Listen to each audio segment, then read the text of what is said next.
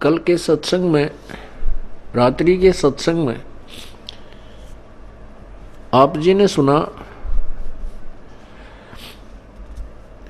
कि एक बहन जिसका नाम चंद्र प्रभा था, पुण्यात्माओं कल गलती से ये दास चंद्र प्रभा की स्थान पर शशि प्रभा बोल गया। वो चित्त से उतर गई थी उनका नाम जो है बहन बेटी का, क्योंकि उस आत्मा के कई जन्म हो चुके हैं और कभी वो एक जन्म में शशि प्रभा भी रही है। जैसे कबीर परमात्मा ने कभी विष्णु जी की महिमा गाते हुए तो साथ में कृष्ण भी बोल दिया है, क्योंकि कृष्ण भी विष्णु ही था। तो वैसे उस समय जो उसकी शरीर था, परमात्मा के समय जो वार्ता हुई थी, उसका नाम चंद्र प्रभा था। उस बहन ब्राह्मणी का जो विधवा थी, उसकी एक पुत्री थी और वो परमात्मा से उपदेश भी प्राप्त कर चुकी थी। दास आपको बार बार यही समझाने की चेष्टा कर रहा है कि जिस समय परमेश्वर स्वयं आए थे, उस समय अशिक्षित जनता थी, अशिक्षित श्रद्धालु थे और अक्षर ज्ञान प्राप्त केवल एक ही वर्ग किया करता था, जिसे ब्राह्मण कहते थे। यही कारण रहा था कि वो बहन कितनी श्रद्धालु थी, प्रभु को चाहने वाली थी, परंतु उसका जो उद्देश्य था वो बिल्कुल गलत था। उद्देश्य क्या था कि उसने गुरु जी तो बना रखा था कबीर परमेश्वर जी को, उस बहन ने चंद्र प्रभा ने परमेश्वर को, कबीर परमेश्वर जी को गुरु धारण भी कर रखा था और पूजा वही करती थी जो गेसी पिटी, जिनको परमात्मा मना किया करते थे कि पत्थर पूजे हरि मिले तो मैं पूजूं पहाड़, और ताते वो चक्की भली जो पीस खावे संसार। तुम्हारे उस मिट्टी के भगवान थे, पत्थर के भगवान से तो यदि तुम उसके पूजने से परमात्मा प्राप्ति मानते हो तो मैं पहाड़ को पूज दूं जिससे शीघ्र मिले, क्योंकि वो बड़ा पत्थर है। और तुम्हारे उस मिट्टी के भगवान से अच्छी तो पत्थर के भगवान से अच्छी तो वो पत्थर के पार्ट युक्त चक्की, जो हाथ से आटा पीसने की चक्की होती थी। कहते वह चक्की अच्छी जिससे कम से कम आटा तो पीस देता, वो पत्थर। परमात्मा यही ज्ञान रह कर दिया करते थे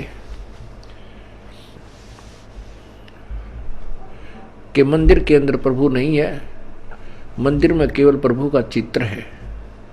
प्रभु से काम बनेगा, प्रभु से लाभ होगा, चित्र से नहीं। जैसे सेब का चित्र पत्थर का बनाकर रख ले मूर्ति, और बहुत खूबसूरत और बिल्कुल जो कि तो मिलती जुलती होती है, और उस सेब की मूर्ति की ही पूजा करते रहें, उसी को उठाकर रखते रहें, बार बार उसकी जो है ना धूप दीप करते रहें, नहीं, वो सेब की पत्थर की मूर्ति खाने योग्य नहीं है। वह उस सेब ढूंढना पड़ेगा, वो सेब लेना पड़ेगा। सेब प्राप्त कैसे होगा? उसके लिए पहले मजदूरी करनी होगी, मजदूरी करके 2 पैसे जेब में डालने होंगे, रुपए। उन रुपयों के, उस धन के प्रतिफल में हम उस सेब को खा सकेंगे, उसका आनंद ले सकेंगे। ऐसे ही हम परमात्मा के प्राप्ति रूपी सत्य साधना रूपी मजदूरी करेंगे। इस भक्ति के धन से हम परमात्मा को प्राप्त करेंगे, उस मूर्ति की पूजा करने से नहीं। अब वो बहन चंद्र प्रभा कबीर जी को तो एक साधारण संत भक्त मानती थी, संत मानती थी, गुरु जी मानती थी, और जगन्नाथपुरी में रखी उन बिना बगैर पंजे के हाथों वाली मूर्ति को वो भगवान मानती थी। इसी भ्रम को निवारण करने के लिए प्रभु ने ये लीला की, एक तीर से 2 शिकार किए। उधर से वीर सिंह जी भी उनको परमात्मा नहीं मान पा रहे थे, उनको केवल एक संत और गुरु ही मानते थे। परमात्मा कहते हैं कि गुरु मानुष कर जानते ते नर कहिए अंध, होवे दुखी संसार में आ गए यम के फंद। कबीर गुरु गोविंद दोनों खड़े, गुरु गोविंद दोनों खड़े, किसके लागू पाए, बलिहारी गुरु अपना जिन गोविंद दियो मिलाए।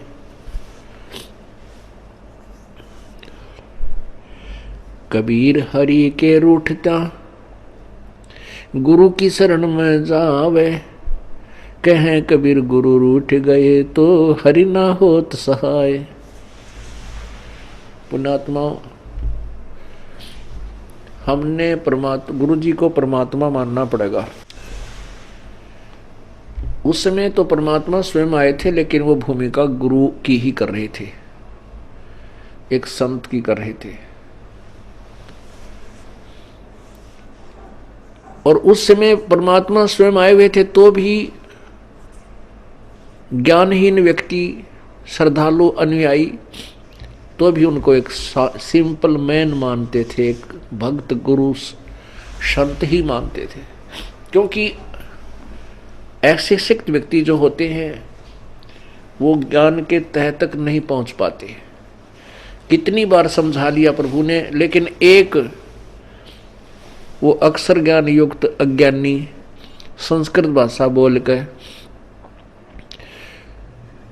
और उस भोली आत्माओं को गुमराह कर देता था कि तुम्हारा गुरु तो अशिक्षित है, उसको अक्षर ज्ञान है ही नहीं, वो वेदों और गीता के बारे में जानता ही नहीं, वो तो कोई बकवाद घड़ता है, झूठ बोलता है।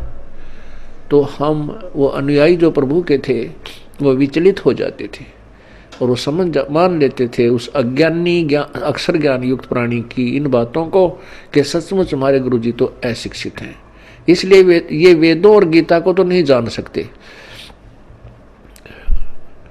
और वेदों और गीता जी के बारे में तो ब्राह्मण लोग ही सही बताते हैं, पुराणों के विषय में यही सही जानते हैं, क्योंकि सभी पुराण, सभी पवित्र सदग्रंथ, पवित्र गीता जी, पवित्र चारों वेद, पवित्र पुराण सभी संस्कृत लैंग्वेज के अंदर लिपिबद्ध है। इस बात का वो नाजायज फायदा उठाएगी। परमात्मा ने इसलिए ये समय सेलेक्ट किया, ये टाइम सेलेक्ट किया कि पिछली पीढ़ी के अंदर शिक्षित होगा सारा समाज। उस समय ये मेरे को पहचान पाएंगे मेरे बच्चे, और इन काल के दूतों को ये धिक्कार देंगे, ठुकरा देंगे, छोड़ देंगे, त्याग देंगे। गुरु मानुष कर जानते ते नर कहिए अंध, ओए दुखी संसार में आगे यम के फंद। पुण्यात्मा, अज्ञान की इतनी गहरी छाप हमारे ऊपर हो चुकी है कि हम परमात्मा की परिभाषा से अपरिचित हैं। हम परमात्मा को निराकार मानते हैं। ये अज्ञानी संत, ऋषि, महर्षि और गुरुजन परमात्मा को निराकार बताते रहे, जबकि हमारे सब सदग्रंथ और जिन महापुरुषों ने परमात्मा के दर्शन हुए उन्होंने अपनी अमृतवाणी में परमात्मा को साकार बताया है और मनुष्य सदृश बताया है, मनुष्य जैसा। लेकिन उनके शरीर के मटेरियल में और हमारे शरीर के मटेरियल में बहुत अंतर है।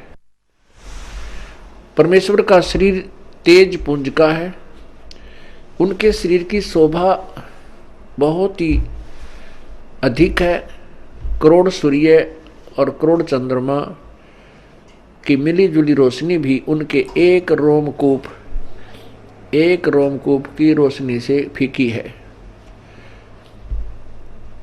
वो साकार हैं और मनुष्य सदृश हैं। परमात्मा के उस स्वरूप को चरम दृष्टि से नहीं देखा जा सकता, उसको केवल दिव्य दृष्टि से देखा जा सकता है। और परमात्मा जब यहाँ आते हैं अपने उस अत्यधिक तेजों में शरीर के ऊपर एक हल्का ओवरकोट डालकर अपने शरीर के उस वास्तविक तेज को कुछ छुपा करके यहाँ प्रकट होते हैं सहशरीर आते हैं और सहशरीर चली जाते हैं। उसमें वे एक संत, भक्त, हंस और एक जनसाधारण की भूमिका करते हैं। परमात्मा पाने के लिए गुरु जी, गुरु बनाना अति आवश्यक है। राम कृष्ण से कौन बड़ो, उन्हों भी गुरु कीन, तीन लोक के वे धनी, गुरु अग अधीन। राम कृष्ण बड़तेपुर राजा, तीन गुरु बंद कीन निज काजा। कहते हैं राम कृष्ण से तो तुम किसी को बड़ा नहीं मानते। उन श्री रामचंद्र जी ने और श्री कृष्ण चंद्र जी ने भी गुरु बनाए और वो तीन लोक के मालिक भी गुरु जी के समक्ष नतमस्तक रहे, एक गुरु मर्यादा में रहे। श्री रामचंद्र जी ने वशिष्ठ जी को गुरु बनाया और श्री कृष्ण चंद्र जी ने दुर्वासा जी को आध्यात्मिक गुरु बनाया। श्री कृष्ण जी के संदीपनी जो थे वो अक्षर ज्ञान के गुरु थे, उन्होंने उनको अक्षर ज्ञान सिखाया था। गुरु मानुष कर जानते, अब ये तो सिद्ध हुआ कि गुरु का होना अति आवश्यक है। आध्यात्मिक अपने इस ज्ञान, आध्यात्मिक मार्ग को, आध्यात्मिक क्रियाओं को सफल करने के लिए, परमात्मा प्राप्ति के लिए गुरु जी का होना अति आवश्यक है। अब गुरु जी के प्रति हमारा कैसा व्यवहार बर्ताव हो। गुरु गोविंद कर जानियो, रहिए शब्द समाए, मिले तो दंडवत बंदगी, नहीं पल पल ध्यान लगावे। कहते हैं परमात्मा स्वयं संकेत कर रहे हैं कि गुरु गोविंद कर जानियो, गुरु जी को भगवान मानकर चलना और उनकी आज्ञा का पालन करना, उनके द्वारा दिए गए मंत्र का खूब डट के साधना करना, भजन करना श्रद्धा से। और जब भी आपको मिले दंडवत प्रणाम कीजिए। यदि आपसे दूर हैं तो पल पल उन्हीं का ध्यान कीजिए।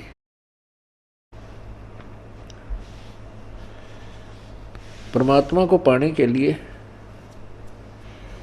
हमने वो प्रत्येक प्रयत्न करना पड़ेगा जो प्रभु पाने में सहयोगी है।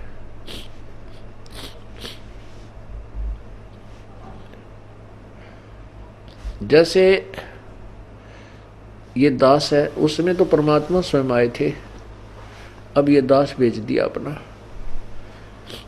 ये दास भगवान नहीं है, लेकिन परमात्मा के नियम अनुसार आप जी ने इस दास को भगवान के तुल्य मानना होगा। आपने परमात्मा मानना होगा। फॉर एग्जाम्पल, जैसे एक मैथमेटिक्स का, गणित का एक प्रश्न होता है ऋण का, उसके अंदर मूलधन ज्ञात करना होता है। मूलधन ज्ञात करना होता है, उसमें सपोज करना होता है, उसमें मानना होता है, मान लीजिए मूलधन 100 रुपये। वो जो मूलधन हमने ज्ञात करना होता है वो तो लाखों और करोड़ों में होता है, लेकिन 100 रुपये मूलधन मानकर फिर दर निकाल ली जाती है। उस दर को मल्टीप्लाई करके फिर वो वास्तविक मूलधन निकाला जाता है। जब तक 100 रुपये मूलधन नहीं मानेंगे तब तक वो वास्तविक मूलधन आपको प्राप्त नहीं हो सकता, आपका प्रश्न हल नहीं हो सकता और आपको 0 नंबर मिलेंगे। इसी प्रकार ये भक्ति, आध्यात्मिक परमात्मा प्राप्ति रूपी जो प्रश्न है, ये इक्वेशन है, ये क्वेश्चन है, इसको हल करने के लिए, इसको सोल्व करने के लिए आपने इस दास को भगवान मानना पड़ेगा। तब आपकी आध्यात्मिक क्रियाएं सफल होंगी। जैसे आप यहां से जाओगे, आपने परमात्मा देखा नहीं है, आपने इस दास को देखा है, वो परमेश्वर इस दास का रूप धारण करके आपके समक्ष वहां खड़ा होगा। अब जैसा जिसका व्यवहार इस दास के प्रति यहां है वो वैसा ही करेगा। जैसा आपका इस दास के प्रति आपके मन में दोष या श्रद्धा है वो ज्यों की त्यों वहां होगी। जब आपकी वहां एक बार फिर जो है पछोड़ लाओगा परमात्मा,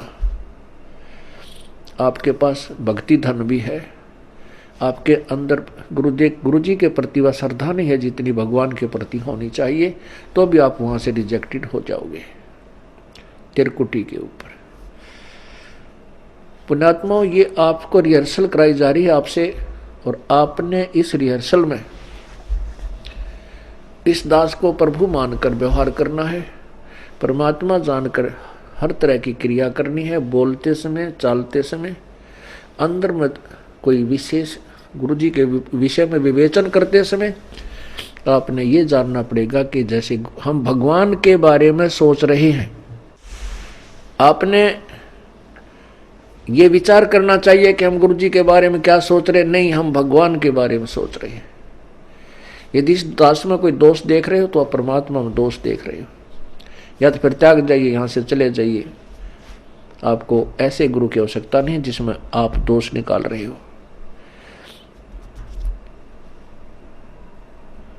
हम इसी प्रकार परमात्मा को प्राप्त कर सकते हैं। गुरु मानुष कर जानते ते नर कहिए अंधे, ओवे दुखी संसार में आग काल के फंद। गुरु जी के प्रति आपकी कैसी श्रद्धा हो।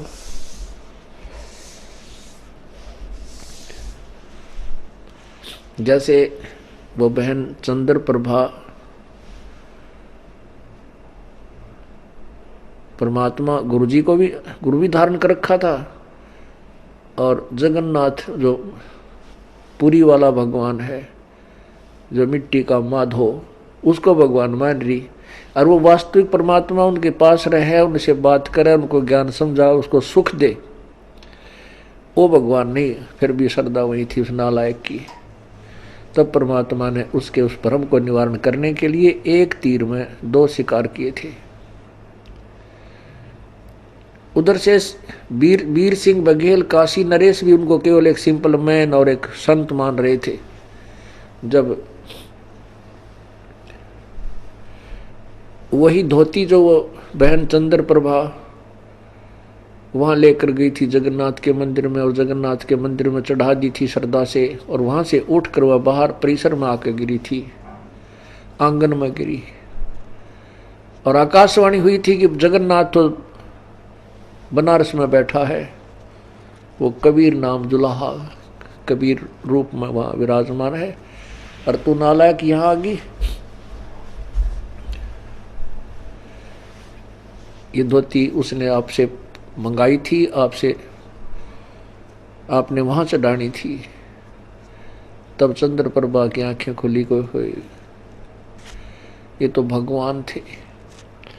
जब चंद्र प्रभा और सैनिकों ने आकर के दृढ़ विश्वास दिलाया तो वीर सिंह बघेल के मन में भी यह बात सेट होगी, कोई ये तो परमात्मा है। जब उनके हृदय में ये बात समाई कि तो प्रभु हैं, तब उनको पुनरुपदेश दिया प्रभु ने। वीर सिंह से कहा कि नाम ले दोबारा, कित का सार नाम के चक्कर में पड़ रहा है। पहले अपने हृदय ने साफ कर और फिर डट का भजन करो, ताकि तुम परमात्मा पाने योग्य हो सको।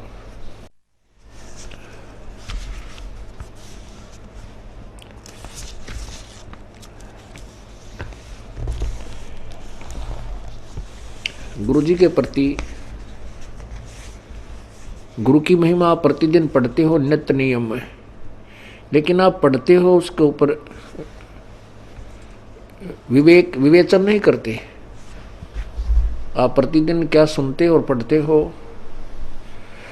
कबीर दंडवत गोविंद गुरु बंधु अविजन सोए, पहले बहे प्रणाम तेन नमो जो आगे होए। कबीर दंडवत गोविंद गुरु, गोविंद गुरु माने गुरु भगवान को नमस्कार करूं। दंडवत गोविंद गुरु गुरु भगवान, गोविंद माने भगवान, गुरु मीन गुरु, गुरु भगवान को दंडवत प्रणाम करूं और बंदू अविजन सोए, पहले भय प्रणाम ते नमो जो आगे होए। ऐसे महापुरुष गुरुदेव के तुल आगे और पीछे जो भी आए हैं उन संतों को नमस्कार है। गुरु को कीजय दंडवतम, कोटि कोटि प्रणाम, कीट न जाने भृंग को यूं गुरु कर ले आप समान।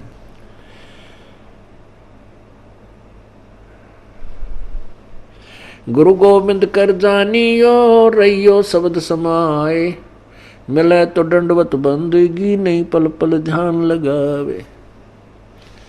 अपने गुरुदेव के प्रति परमात्मा तुल श्रद्धा बनाओगे तभी आप परमात्मा के चरणों में परमात्मा को प्राप्त कर सकोगे।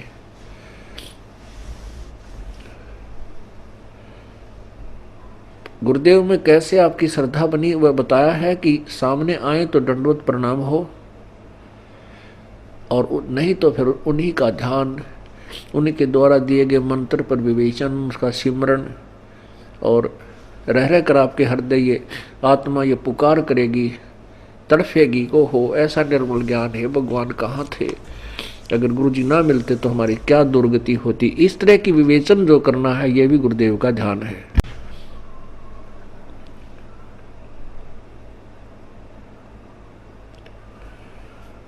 अब क्या विचार करना हमने, सतगुरु के उपदेश का लाया एक विचार, जय सतगुरु मिलते नहीं जाते नरक दुआरे।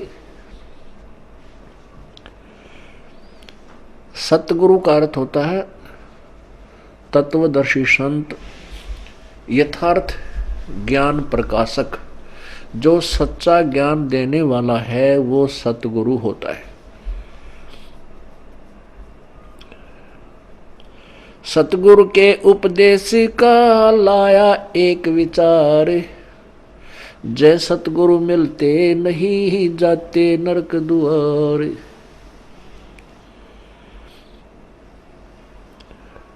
यम द्वार में दूत सब करते खेचातान, उन तक कभू ना छूटता फिर फिरता चारों खानी। कबीर चार खानी में भरमता कभो न लगता पार, सो फेरा सब मिट गया मेरे सतगुरु के उपकार। होय होय, इतनी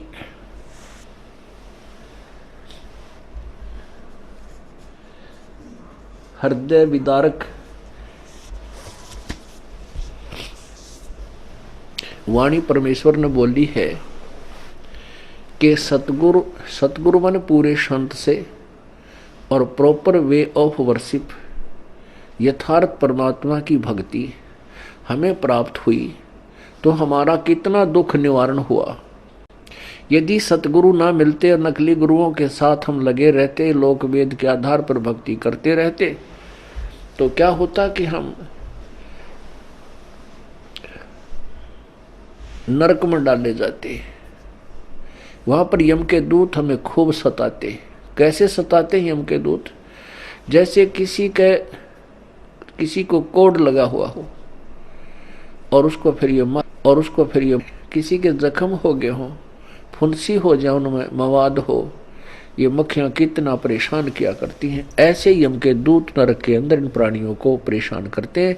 इनके शरीर पर ऐसा उस पाप के कारण ऐसी व्यवस्था बन जाती है सूक्ष्म शरीर पर, और जिसमें यहाँ से लेकर के यम के दूत चलते हैं भक्तिहीन प्राणी को, और जो भक्ति कर रहा है लेकिन शास्त्र विरुद्ध कर रहा है उस प्राणी को, तो वहाँ नरक में डालने के लिए झुंड के झुंड को, पूरे समुदाय को लठ मार मार कर ले जाए। जैसे किसी पशु को फाटक में रोकते हैं और वो उसमें जाने से आनाकानी करता है, वापस भागता है, तो उस पशु को लठ मार मार कर और फाटक में बंद कर देते। ऐसे ही यम के दूत लंबे लंबे भाले लेकर हाथों में गदा लेकर के इनको कूटते हुए और उस नरक के अंदर ठोक देते। ये वापस भागते हैं क्योंकि आगे इतना बुरा हाल, इतना गंदा स्थान, और जो पहले के प्राणी वहां डाल रखे हैं वो बुरी तरह चिल्ला रहे होते हैं। अब उनको देख करके ये वापस भागने की चेष्टा करते हैं और पीछे तो फिर वो यम के दूत कुट्टे। वहां उनकी जो रिहर्सल होती है वह खेचा ताण है। उस खेचा ताण की बिरान माटी, वो दुख, और फिर नरक के अंदर कष्ट। उसके बाद क्या होता कि 84 लाख योनियों में कभी कुत्ते बनते, कभी गधे बनते, सुअर बनते, गंदी नाली के कीड़े बनते। वो सब सारा का सारा कष्ट परमेश्वर के इस सत्य नाम से, पूरे संत के ज्ञान से और उनके द्वारा बताई गई भक्ति विधि से सब आप बाईपास निकल गए। न नरक में जाना पड़ेगा, न काल की तपस्या पर आपको जाना पड़ेगा, और न ही 84 लाख योनियों में आपको जाना पड़ेगा। पुण्यात्माओं, आप तो बालक हो, क्योंकि भक्ति मार्ग का ज्ञान कभी हमने सुना नहीं। केवल जैसा भी परंपरागत हमारे जिस भी धर्म में हम जन्मे हैं उन्हीं लोक वेद को हम अंतिम भक्ति का ज्ञान, आध्यात्मिक ज्ञान मानकर उसी पर आश्रित थे। वो तो कैखा भी नहीं थी भक्ति का, आध्यात्मिक ज्ञान का वो कैखा भी नहीं प्राप्त था हमारे को। अब ये विस्तार से एक पूर्ण इतिहास आपके समक्ष प्रभु दत्त पेश किया जा रहा है। अब जिससे सतगुरु के उपदेश यानी ज्ञान और मंत्र भक्ति से इतना ढेर सारा कष्ट हमारा टल गया हो, तो उस गुरु जी के बारे में क्या बताते हैं। कबीर चार खानी में भरमता, कभो न लगता पार, सो फेरा सब मिट गया सतगुरु के उपकार। 7 समुद्र की मसी करूं, लेखनी करूं बन राय, धरती का कागज करूं, गुरु गुण लिखा न जाए। क्या बताते हैं परमात्मा, अपनी महिमा आप ही सुनाते हैं कि ऐसे परम संत कि क्या महिमा करूं। यदि मैं पूरी पृथ्वी का कागज बनाऊं और 7 समुद्रों की इंक बना लूं, एक पेड़ में एक वृक्ष की कितनी कलम बन जाएंगी बिना गिनती की।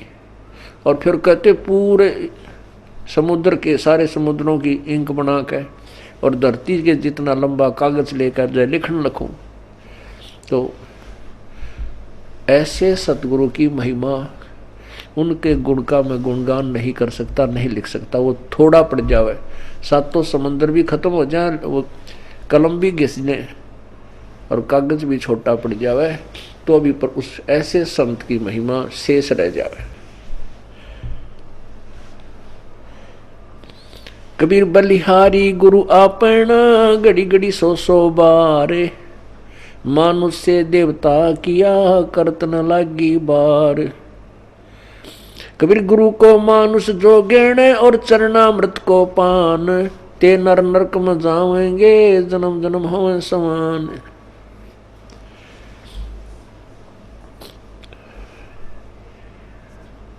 कहते हैं अपने सतगुरु के ऊपर मैं बलिहारी हूँ,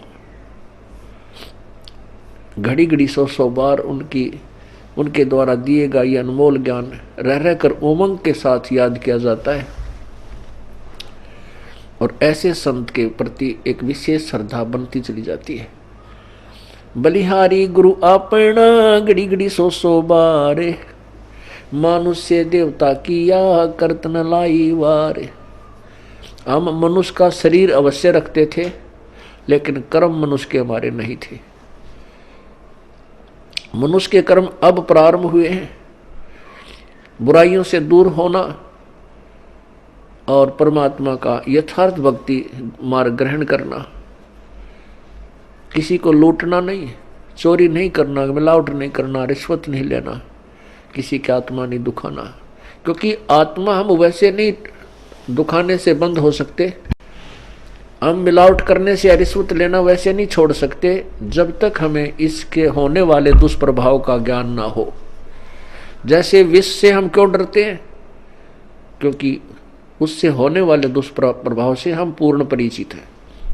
और नादान बालक उसी बोतल में जिसमें विष रखा हो मुंह का लगा कर पी ले और जान मृत्यु को प्राप्त हो जाए, जान से हाथ धो बैठे। ऐसे ही जो बुराइयां करते हैं वो अपना जीवन बर्बाद कर रहे हैं। जिसमें हम तत्व ज्ञान के कारण ये पूर्ण ज्ञान हो जाएगा कि जो हम कर्म करते थे वो विष खा रहे थे, तो हम अब पुनः विष नहीं खा सकते। इसलिए परमात्मा अपनी महिमा भी बताते हैं कि गुरु मानुष से देवता किया और करत न लागी बार।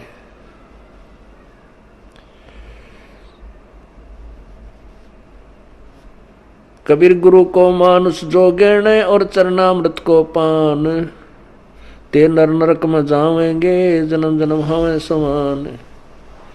गुरु मानुष कर जानते ते नर कहिए अंध, ओवे दुखी संसार में आगे यम के फंद।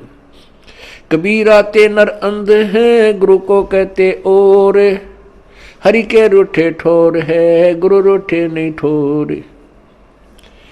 कबीरा हरि के रूठते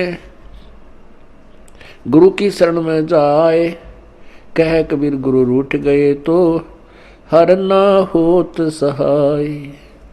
कबीर गुरु से ज्ञान जो लीजिए शीश दीजिए दान, भौतुक भोंदू बह गए ये राख जीव अभिमान। अब क्या बताते हैं परमात्मा? आप ही आकर के अपने पाने की विधि को और गुरु मर्यादा को वो स्वयं बता रहे हैं।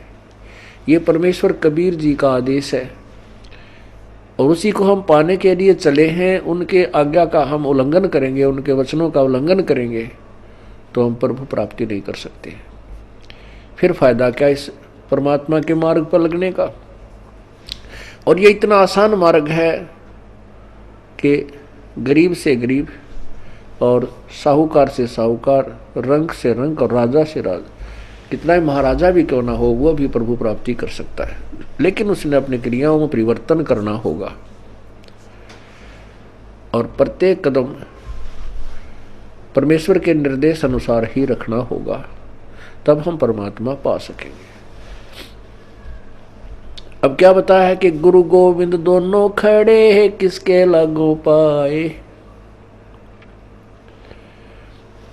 बलिहारी गुरु आपना जिन गोविंद दियो मिलाए।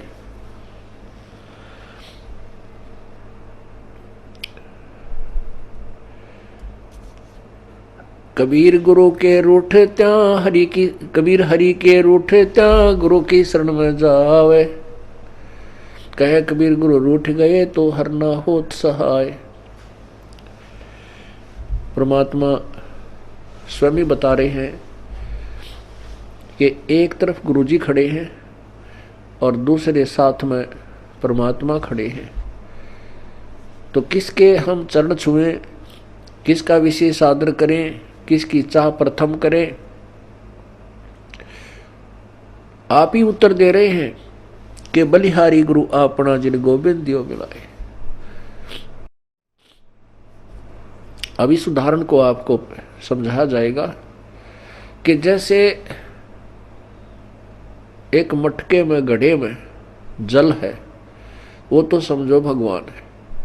एक तरफ हैंडपंप खड़ा है वर्किंग पोजीशन में, चालू हालत में। एक तरफ तो हैंडपंप यानी नल है, एक तरफ एक मटके में घड़े में जल है। तो उस मटके के जल को तो भगवान समझो और नलके को गुरु जी समझो। तो इन दोनों में से कहते मैं किसके चरण छूं, अर्थात किसको महत्व दूं? आप ही उत्तर देते हैं कि बलिहारी गुरु आपना जिन गोविंद दियो मिलाए। मटके में 10 किलो 20 किलो पानी है, जल है, और उसने कोई वो गिर जाता है, टूट जाता है, खत्म हुआ, या पीने से भी वो समाप्त हो जाता है। यदि हैंडपंप ठीक है, वो खराब नहीं है, तो इसे ऐसे 1000 मटके भर देगा। कहने का भाव ये है कि यदि आपका राम कब रूठ गया, कबीर हरि जय रूठ जा, कबीर गुरु जय रूठ गया तो हर नहीं होत सहाय। और यदि कबीर हरि जय रूठ जा, गुरु की शरण में जावे,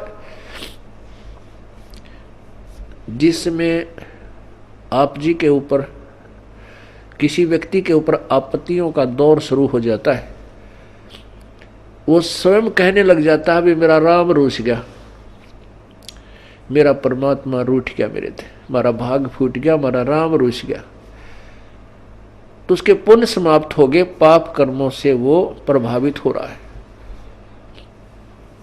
जैसे आप कहीं खेत में या मजदूरी कहीं कर रहे हो, आपने एक मटका पानी का लेकर गए, वो काम करते करते पीते रहे, वो समाप्त हो गया, आपका जल खत्म हो गया, आपका राम रूठ गया। यदि जल और नहीं लाओगे तो प्यासे मर जाओगे। तो कहाँ जाते हैं? हैंडपंप या कुएं में। उस कुएं से या हैंडपंप से वो जल, वो मटका फिर भर लाते हैं, तो वो फिर से काम शुरू हो गया।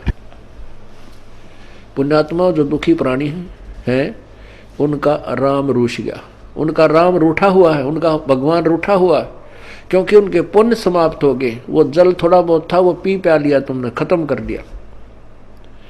अब कहाँ जाएंगे उस जल को लेने के लिए? हैंडपंप पर। हैंडपंप से आप फिर मटका भर लाइए, मटका भर लाए, फिर जो अभाव, जल के अभाव से जो कष्ट था वो समाप्त हो गया, आपके प्राण बचे। ऐसे ही गुरुजी हैंडपंप है और जल भगवान है। अब यदि आपने हैंडपंप पे तोड़ दिया, उसको मिस हैंडल करके, उसके साथ बदव्यवहार करके, उसका ऐसे ऐसे झटके पटके नू नू कर कर वो तोड़ दिया, उसकी कोई वासर खराब होगी या किसी प्रकार भी, तो जल आना बंद हो गया। तो फिर वो जल जितना आपके पास आपके पुण्य है वो चलेंगे, तब तक चलेंगे, उसके बाद फिर आपको फिर दुख शुरू हो जाएगा, अर्थात वो जल फिर प्राप्त करना होगा आपका। यदि आपने कहते हैं आपका गुरु रूठ गया, आपका हैंडपंप खराब हो गया, तो जल नहीं, हर नहीं करे सहाय, हर नहीं होत सहाय। वो जल तो रहा नहीं, क्योंकि हैंडपंप उसका स्रोत था। कबीर हरि के रूठते गुरु की शरण में जाए, कहें कबीर गुरु रूठेगे तो हर ना होत सहाय। परमात्मा आगे क्या बता रहे हैं?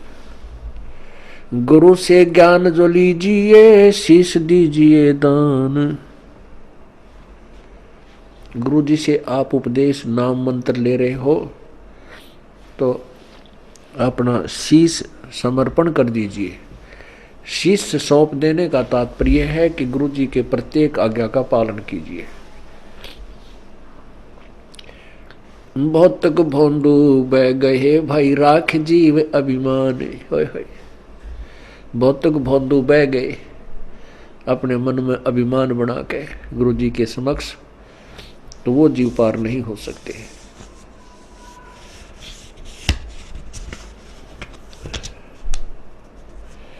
तन मन दिया तो भला किया, सिर का जासी भारे, जो कबहू कह मैं दिया भाई बहुत सह सिर मारे।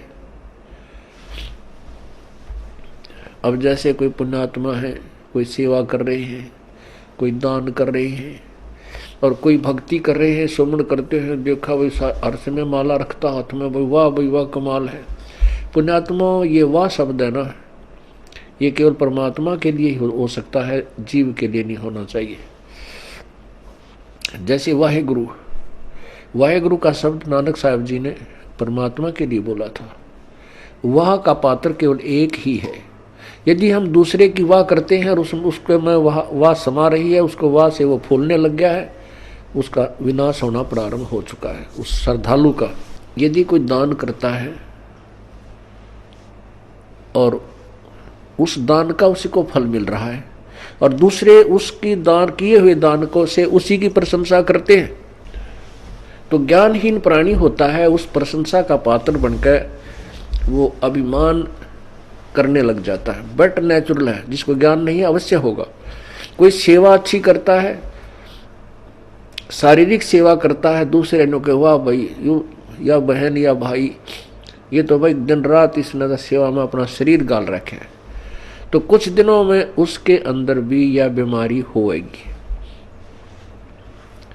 और वो उसके नाश का कारण बनता है।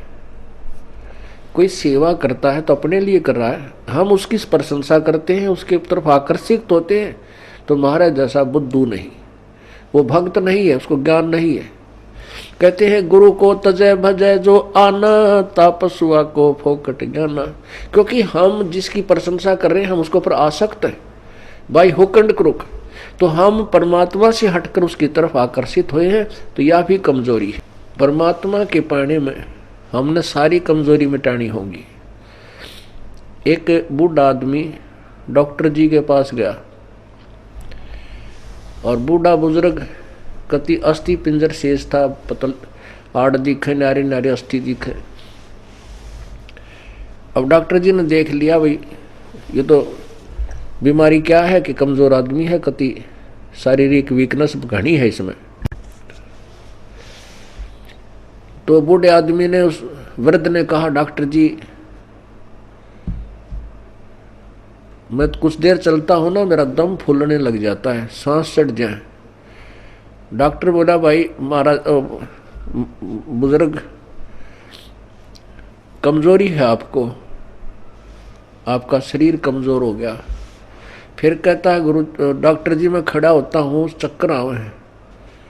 डॉक्टर बोला बूढ़ा कमजोरी है। फिर बोला जी पिंडी बढ़के हैं, यानी पिंडलियों में दर्द हो जाता है।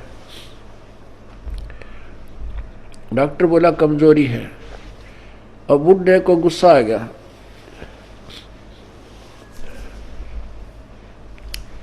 और बूढ़ा बोला तू डॉक्टर है गम चक्कर, एक के बाद जाना है कमजोरी है कमजोरी है, कि मैं और भी जाना है और भी बताओगा। खूब क्रोधित हो गया। वो डॉक्टर बोला बूढ़े या भी कमजोरी है, क्योंकि कमजोर आदमी ने गुस्सा गणाया करे। तो पुण्यात्माओं ये हमारे अंदर जो कमजोरियां हैं ये हमने सारी हटानी पड़ेंगी, तब हम परमात्मा पा सकते हैं। ना तो ठीक है जिस आप कर रहे हो ऐसा फल मिल जाएगा, और आने वाले जन्मों में आप राजा बन सकते हो, देव बन सकते हो, महादेव बन सकते हो, ब्रह्मा विष्णु महेश बन सकते हो, क्योंकि आपके अंदर इतनी कमाई बन जाएगी। और उसके बाद फिर आप गधे बन सकते हो और कुत्ते बन सकते हो। तो हमने या जन्म मरण का दीर्घ रोग कटवाना पड़ेगा। अब समय आ गया है, उसकी औषधि का जो है खोज होगी है। जैसे पहले टीबी की कोई इलाज नहीं था, इसलिए इसको अक्षय रोग कहते थे। अक्षय माने नाश करने वाला, खत्म करते। अब टीबी कोई विशेष रोग नहीं रहा अगर समय पर उपचार करा लिया जाए तो इसी प्रकार अब इस जन्म मृत्यु रूपी अक्षय रोग की अब औषधि प्राप्त होगी हमें। थी तो पहले ही, लेकिन इसकी खोज करने वाला नहीं था। अब परमात्मा ने मेरे बख्शिश दास के ऊपर अपनी वो अनमोल जड़ी सरजीवन बूटी दे दी, इस सार नाम रूपी, और वो उससे ये जन्म मरण रूपी दीर्घ रोग आपका कटेगा। तो उस औषधि उपचार में आपने जो परहेज रखने हैं वो आपके नियम हैं, इनका भी पालन आपको आजीवन करना होगा, तभी आप इस रोग से मुक्त हो पाओगे। अब जैसे हम एक दूसरे पर आसक्त होते हैं, जो बड़ा अच्छा पाठ पढ़ता है, इसकी बड़ी अच्छी प्यारी बोली है, अरे पाठ भगवान की वाणी है, परमात्मा ने वाणी लिखी है, और वही वाणी आपको पढ़ कर सुना दे, और या कोई गा के सुना दे, मीठी आवाज में सुना दे, बाकी आवाज में सुना दे, उस पर अमल हो। अब जैसे कोई शराब पिए पड़ा था और दूसरा व्यक्ति जाकर कहने लगा कि भाई तुम्हारा चोरी होगी। वो शराबी कहता है चोरी होगी? अच्छा चोरी होगी, फिर बता क्या हो गया? चोरी हो गया।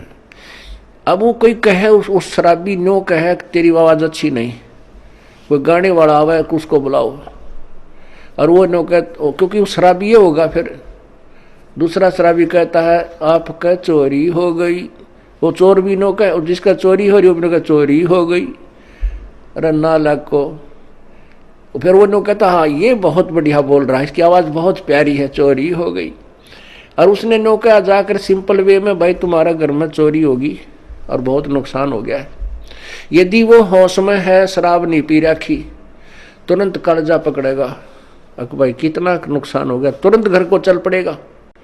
यदि उसने भांग पी रखी है तो फिर नो कहेगा भाई इसकी आवाज़ बहुत अच्छी लगी, जो गा कर सुना रहा चोरी हो गई। आप भी क्यों भांग के नशे में, अरे साहब वो मूर्ख जो उसने गा के सुना रहा चोरी हो गई।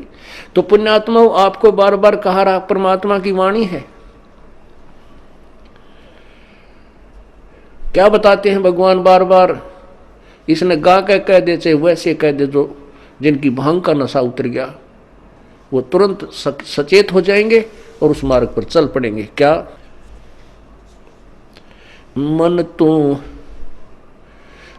तू बस रे चल रे सुख के सागर, जहाँ शब्द सिंधु रत्नागर।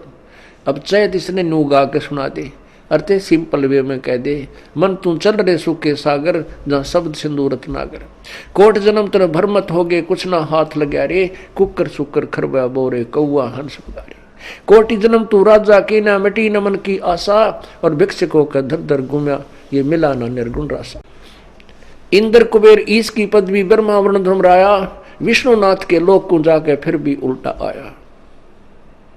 असंग जन्म तन मरत्या हो गए, जीवित क्यों नाम रह रे, द्वादश मद मैल मठ बोरे बोरना दे धरे रे। दोजक भस्त सभी ते देखे, राजपाट के रसिया, और तीन लोग से तरपत नाई, ये मन भोगी खसिया। सतगुर मिले तो इच्छा मेटे, पदमल पदे समाना, चल हंसा उस लोक पठाऊं जो आद अमर स्थाना। चार मुक्ति जहाँ चंपी करती माया होरी दासी, दास गरीब अभय पद पर से मिले राम अविनाशी। अब इस वाणी ने चाहे तो कोई गा के सुना दो, और चाहे भाई इसने वैसे सिंपल वे में कह दे, जब तक हम इस अनमोल वचन को जो प्रभु दत्त है, परमात्मा का दिया हुआ है, इसको हृदय में धार कर इसके अनुसार नहीं करेंगे, तो ना तो इसके गाने तो फायदा, ना इसके वैसे कहने सुनने तो फायदा। इससे लाभ होगा जब हम इसके परमात्मा की वाणी पर अमल करेंगे और तुरंत उसका अनुसरण करके अपना मोक्ष प्राप्त करने का तरीका ढूंढेंगे। तो जैसे हम किसी और पर किसी भी पॉइंट से आसक्त होते हैं तो हम कमजोरी में हैं और हम पार नहीं हो सकते हैं। क्या बताते हैं, गुरु से अधिक ना कोई ठहराई, मोक्ष पंथ नहीं गुरु बिन पाई। राम कृष्ण बढ़ती पुर राजा, तिन गुरु बंद की न निज काजा। गेही भक्ति सतगुरु की करही, आदि नाम निज हृदय धरही। गुरु चरणन में ध्यान लगावे, अंत कपट गुरु से ना लावे। गुरु सेवा में फल सर्वस आवे, गुरु विमुख नर पार न पावे। गुरु सेवा में फल सर्वस आवे, गुरु विमुख नर पार न पावे। गुरु वचन निश्चय कर माने, पूरे गुरु की सेवा ठाने। गुरु जी का आदेश अवश्य माने और गुरु भी पूरा हो, पूरे गुरु की पूजा करे, पूरे गुरु के आधार से साधना करे। गुरु की शरणा लीजय भाई, तात जीव नरक नहीं जाई। गुरु कृपा कटे यम फांसी, विलम न हो मिले अविनाशी। गुरु बिन काहू न पाया ज्ञान, जो थोथा बोछड़े मूड किसाना। तीर्थ व्रत और सब पूजा, गुरु बिन दाता और न दूजा। नौ नाथ 84 सिद्धा, गुरु के चरण सेवै गोविंदा। गुरु बिन प्रेत जन्म सब पावे, वर्ष सहस्र गर्भ सुरहावे। गुरु बिन दान पुण्य जो करही, मिथ्या होवे कबू ना फल ही। गुरु बिन भरम न छूटे भाई, ही कोट उपाय करो चतुराई। गुरु के मिले कटे दुख पापा, जन्म जन्म के मिटे संतापा। गुरु के चरण सदा चित दीजय, जीवन जन्म सफल कर लीजय। गुरु भगता मम आत्म होई, वाके हृदय रहूं समोई। अब भगवान क्या बताते हैं दूसरा तरीका, कि जो गुरु का भक्त है, मेरे उस संत का भक्त है, अनुयायी है, श्रद्धालु है, सच्चे दिल से साधना कर रहा है, प्रत्येक आज्ञा का पालन करता है, तो कहते हैं उस मेरे वाले मेरे भेजे गए हंस संत के का जो भक्त है वो मेरी आत्मा है, वो मेरा सच्चा यानी प्यारी आत्मा है, और उसके हृदय में मैं समाया रहता हूँ। आप जी के हृदय में जब तक परमात्मा है, कब तक है? जब तक आप इस दास को भगवान की दृष्टि में देखते हो, तब तक आपके हृदय में प्रभु है। और जब आपके मन में कोई दोष उत्पन्न होने लग जाता है तो काल प्रवेश कर जाता है, प्रभु हट जाता है। क्या कहते हैं भगवान? गुरु भक्ता मम आत्म होई, वाके हृदय रहूं समोई। गुरु का भक्त मेरी आत्मा हो है, और उसके हृदय में मैं समाया रहता हूँ, अर्थात मेरी ही उपस्थिति बनी रहती है। और जब तक भगवान की उपस्थिति है तो आपकी श्रद्धा भगवान गुरुदेव के प्रति और भक्ति के प्रति एक पूरी निष्ठा बनी रहती है। जो ही आपके हृदय में कोई दोष आता है प्रभु गुरु जी के प्रति, चाहे किसी प्रकार से, चाहे प्रत्यक्ष या अप्रत्यक्ष, परमात्मा आपसे दूर हो जाता है। ऑटोमेटिक सिस्टम है। तो उसमें आपके विचारों में परिवर्तन, ये दास पहले आपको आज जो पुण्यात्मा, जब तक आपके हृदय में परमात्मा समाये हैं तब तक ये दास आपको क्या दिखता है ये तो आपको मालूम है, दास नहीं कहना चाहता। और जब आपके हृदय में काल समा जाएगा ये दास आपको दुष्ट दिखाई देगा। दास वही है, पहले भी वही था और बाद में भी वही है, और आगे भी ऐसा ही रहेगा। आपने अपना ही शीशा, जैसे हम दर्पण में मुंह देखते हैं, फेस देखते हैं शीशे में, अगर वो शीशा खराब है तीसरा भूंडा मुंह दिखाओगा, बांगा बांगा। कई बार ना कोई कार खड़ी हो और उसके पास से निकला तो अपना शरीर उस कार के शीशे में नो दिखा, इतना बड़ा पेट सार ठगना है नो, ईसा भूंडा देखने भी जी ना करे।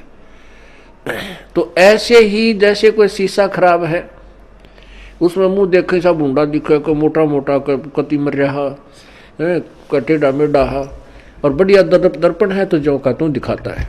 तो पुण्यात्मा, जब तक आपका अंतःकरण हृदय रूपी मिरर बिल्कुल स्वच्छ है, साफ है, तो ये दास आपको कति भगवान दिखाई देगा। जब आपका अंतःकरण किसी दुष्ट ने या आपके अभिमान ने बर्बाद कर दिया तो ये दास आपको भूंडा दिखेगा। जैसे आपका फेस जैसा है वो तो आपका स्पष्ट दर्पण ही दिखा सकता है, यदि दर्पण ही खराब है तो आपके ही चेहरे में कितने दोष दिखा देगा। अब जैसे ये क्रोथा कांड हुआ, इसके पीछे बहुत ही भयंकर षड्यंत्र था। उन लोगों की पोल खुल गई जो धर्म की आड़ में दुनिया को भ्रमित किए बैठे थे, उनके ज्ञान की पोल खोल दी और वो कति चौड़ चपट हो गए। अब उनको भय हो गया कि तुम्हारे अनुयायी तुमसे भागेंगे और तुम्हारे पास कोई जवाब नहीं, दुनिया तुम्हें थूकेगी। तो उन्होंने ऐसे झूठ झाट बोल कर राजा और प्रजा को भ्रमित करके इस दास के प्रति ना जाने के तूफान झूठ बोल दिए। तो उन अज्ञानियों के द्वारा फेंके गए गंध से जिनका अंतःकरण रूपी दर्पण खराब हो गया, उनको ये दास बुरा लगने लगा, अनुयायियों को। और जिनके उनके द्वारा फेंके गए गंध का जिसके अंतःकरण रूपी दर्पण पर कोई असर नहीं हुआ, ये दास उनको जो का तो वही दिखाई दे रहा था। तो यहां परमात्मा हमें यही बताना चाहते हैं, गुरु भक्ता मम आत्म होई, वाके हृदय रहूं समोई। कि गुरु का जो भक्त है वो मेरी आत्मा है और उसके हृदय में मैं रहूंगा। और यदि किसी भी कारण से आपके हृदय में दोष आ जाता है तो प्रभु वहाँ से हट जाते हैं, और काल भगवान तो तैयार है, वो तो फिर तुरंत आकर के कुर्सी संभाल लेता।